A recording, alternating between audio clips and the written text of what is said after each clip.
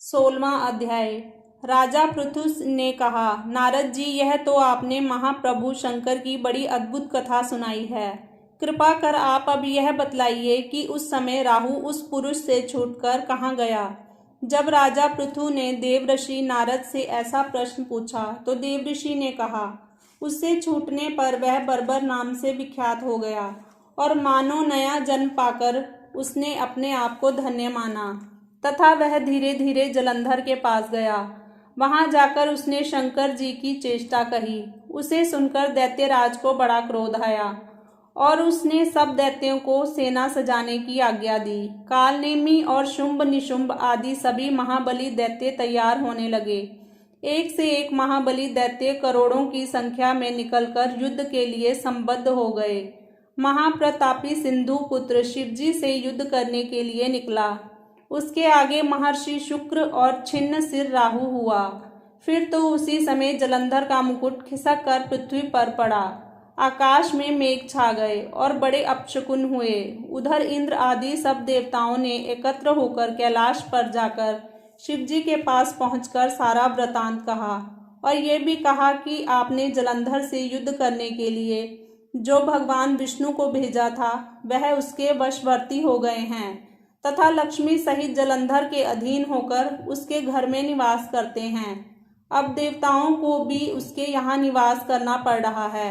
अब वह सागर पुत्र आपसे युद्ध करने के लिए आ रहा है, अतएव आप उसे मारकर हमारी रक्षा कीजिए। देवताओं से यह सब कुछ सुनकर शंकर जी ने भगवान विष्णु से पूछा, हे ऋषिकेश, युद्ध में आपने जलंधर का संहार क्यों नहीं किया और बैकुंठ को छोड़कर आप उसके घर में कैसे चले गए हैं। यह सुनकर भगवान विष्णु ने हाथ जोड़कर नम्रता पूर्वक शंकर से कहा, उसे आपका अंशिवा लक्ष्मी का भाई होने के कारण नहीं मारा है। वह बड़ा ही वीर व देवताओं से अजय है। मैं सत्य कहता हूँ कि उसे कोई भी नहीं मार सकता। इस पर मैं मुग्ध होकर मैंने स्वयं उसके घर में रहने का वर दिया है और इसी कारण मैं उसके घर में रहता हूँ। हे सुरवर्य विष्णु, आप यह क्या कहते हैं? उस दैत्य जलंधर को मैं अवश्य मारूंगा, इसमें कुछ भी संदेह नहीं है। अब आप सब देवता जलंधर को मेरे द्वारा मरा हुआ ही जानकर अपने स्थान को जाइए। जब शंकर जी ने ऐसा कहा तो सब देवता संदेह रहित होकर अपने स्थान को चले गए। ठीक उसी समय पराक्रमी जलंधर अपनी विशाल सेना के साथ कैलाश पर्वत को घेर कर सिंहनाद करने लगा। दैत्यों के नाद और कोलाहल से शिवजी क्रुद्ध हो गए। उन्होंने अपनी नंदी आदि गणों को उसके साथ युद्ध करने की आज्ञा दी। कैलाश पर्वत के समीप भीषण युद्ध होने लगा। दैत्य अनेक प्रकार के अस्त्र शस्त्र बरसाने लगे। मेरी मृदंग, शंख और तीरों तक हाथी, घोड़ों और रथों के शब्द से पृथ्वी कांपने लगी। युद्ध में कट कर मरे हुए हाथी, घोड़े और पैदलों का पहाड़ सा लग गया, जिससे कि युद्ध भूमि और भी अगम्य हो गई। दैत्यों के आचार्य श्री शुक्राचार्य जी अपनी मृत संजीवनी विद्या से सब दैत्यों को जिलाने लगे। यह देखकर शिवजी गण व्याकुल हो गए और उनके पास जाकर सारा वृतांत सुनाया। उसे सुनकर भगवान रुद्र के क्रोध की सीमा न रही। वह अपने भयंकर रूप से दिशाओं को प्रज्वलित करने लगे। फिर तो उस समय उनके मुख से एक बड़ी भयंकर कन्या उत्पन्न हुई, जिसकी की दोनों जंघाएं ताल वृक्ष के समान थी। वह युद्ध भूमि में जाकर सब असुरों का चर्बन करने लगी। तब युद्ध भूमि में इस प्रकार विचरते हुए वह शुक्र जी के समीप पहुंची और उन्हें शीघ्र ही अपने उदर में विलुप्त कर लिया। फिर स्वयं भी अंतर्धान हो गई। शुक्र के गुप्त हो जाने से दैत्यों का मुख मलिन पड़ गया और वह युद्ध भूमि छोड़कर भाग गए। इस पर उनके शुंभ निशुंभ और कालनेमी आदि सेनापतियों ने अपने भागते हुए वीरों को रोककर शिव गणों पर बड़ा कठिन प्रहार करना आरंभ किया और ऐसा ही शिवजी के नंदी आदि वीर गणों ने भी, जिनमें गणेश और स्वामी कार्तिक भी थे, अपने गणों को रोक रोक कर दैत्यों से भीषण युद्ध करना आरंभ किया। 17वां अध्याय। नारद जी कहते हैं, उस समय शिवजी के गण प्रबल थे और उन्होंने जलंधर के शुंभ निशुंभ और महासुर कालनेमी आदि को पराजित कर दिया। यह देखकर सागर पुत्र जलंधर एक रथ पर, जिसकी एक लंबी पताका लगी हुई थी, चढ़कर युद्ध भूमि में आकर घोर संग्राम करने लगा। इधर जयशील शंकर के गण भी युद्ध में तत्पर होकर गरजने लगे। इस प्रकार दोनों सेनाओं के हाथी, घोड़े, रथ, शंख, भेरी तथा दोनों ओर के वीरों के सिंहनाद से पृथ्वी त्रस्त हो गई। तत्पश्चात जलंधर ने कुहरे के समान बाणों को फेंककर पृथ्वी से लेकर आकाश तक व्याप्त कर दिया और नंदी को 5, गणेश को 5 तथा वीरभद्र को एक साथ 20 बाण मारकर उनके शरीर को छेद दिया और मेघ के समान गर्जन करने लगा। यह देखकर रुद्रपुत्र कार्तिकेय ने भी दैत्य जलंधर को अपनी शक्ति उठाकर मारी और घोर गर्जन किया, जिसके आघात से वह पृथ्वी पर गिर पड़ा। परंतु वह इतना बली था कि शीघ्र ही उठकर खड़ा हो गया और क्रोधाविष्ट होकर कार्तिकेय पर अपनी गदा का प्रहार किया। ब्रह्म वरदान की सफलता के लिए शंकर पुत्र कार्तिकेय पृथ्वी पर सो गए। गणेश जी और नंदी भी व्याकुल होकर गदा प्रहार से पृथ्वी पर गिर पड़े। वीरभद्र का सिर फट गया और बहुत सा रक्त बहने लगा। वीरभद्र को पृथ्वी पर गिरा देखकर शंकर के गण चिल्लाते हुए संग्राम भूमि छोड़कर बड़े वेग से भाग निकले। 18वां अध्याय। देव ऋषि नारद जी ने कहा कि अब रौद्र रूप महाप्रभु शंकर अपने वीर गणों के साथ नंदी पर चढ़ हंसते हुए युद्ध भूमि में आए।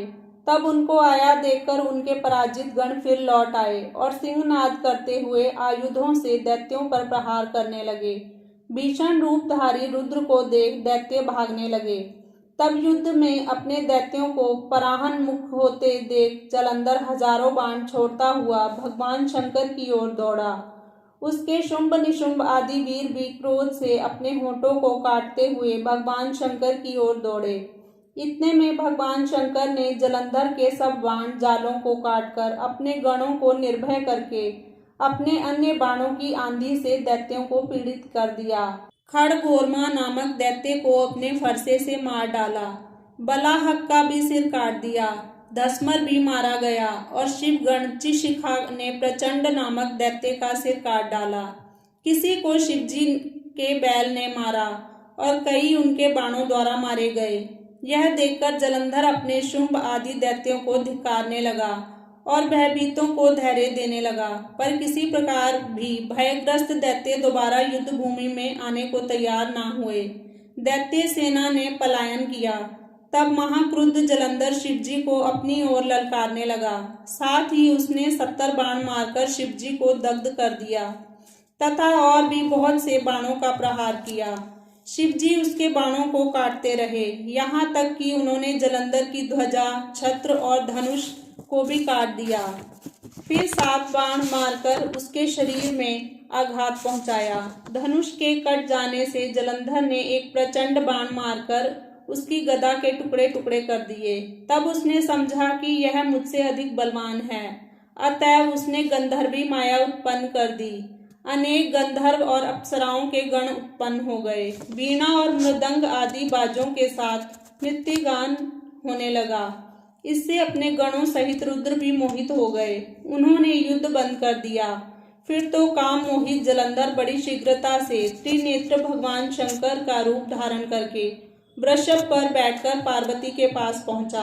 उधर जब पार्वती ने अपने पति को आते देखा तो उसने सखियों का साथ त्याग दिया और आगे आई। पार्वती को देखकर कामातुर जलंधर का वीर्य पतन हो गया और उसके पतन से वह जड़ भी हो गया। गौरी ने उसे दानव समझा। वह अंतर ध्यान होकर उत्तर की ओर मानस पर चली गई। तब वहां पार्वती को ना देखकर जलंधर फिर शिवजी की ओर लौटा। उधर पार्वती जी ने भगवान विष्णु को बुलाकर दैत्य धन का वह कृत्य कहा और यह प्रश्न किया कि आप इससे अवगत हैं।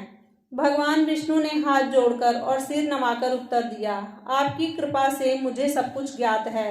हे माता, जो आज्ञा हो पालन करूं। जगत माता ने विष्णु जी से कहा, उस दैत्य ने जो मार्ग खोला है उसी का अनुसरण उचित है।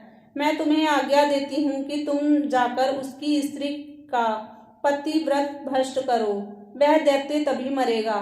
पार्वती जी की आज्ञा पाते ही भगवान विष्णु उसको शिरोधार्य कर छल करने के लिए जलंधर के नगर की ओर गए।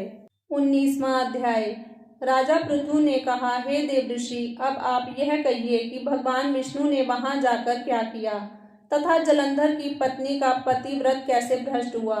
नारद जी बोले, जलंधर के नगर में जाकर भगवान विष्णु ने उसकी पतिव्रता स्त्री वृंदा का पतिव्रत भंग करने का विचार किया। वह उसके नगर में एक उद्यान में जाकर ठहर गए और रात में उसको स्वप्न दिया। वह उनकी माया और अद्भुत कार्य पद्धति थी।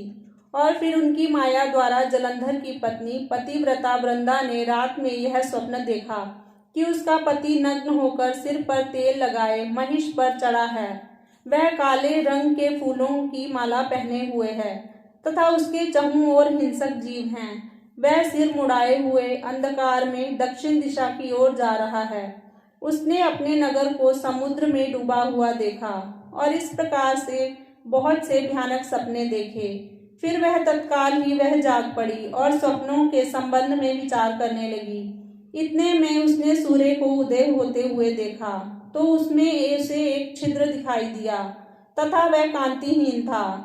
इसे उसने अनिष्ट जाना। वह भयभीत होकर रोने लगी। वह छज्जों पर गई, अटारी पर चढ़ी, भूमि पर उतरी, मगर उसको कहीं पर भी शांति प्राप्त ना हुई। फिर वह अपनी 2 सखियों को साथ लेकर उपवन में गई, परंतु वहां पर भी उसको कल ना पड़ी। फिर वह जंगल में निकल गई, मगर वहां पर भी उसको चैन ना आया। वन में उसने सिंह के समान 2 भयंकर राक्षसों को देखा, जिससे वह अत्यंत भयभीत होकर वहां से भागने लगी। उसी क्षण वहां पर अपने शिष्यों सहित एक मौनी तपस्वी आ गया।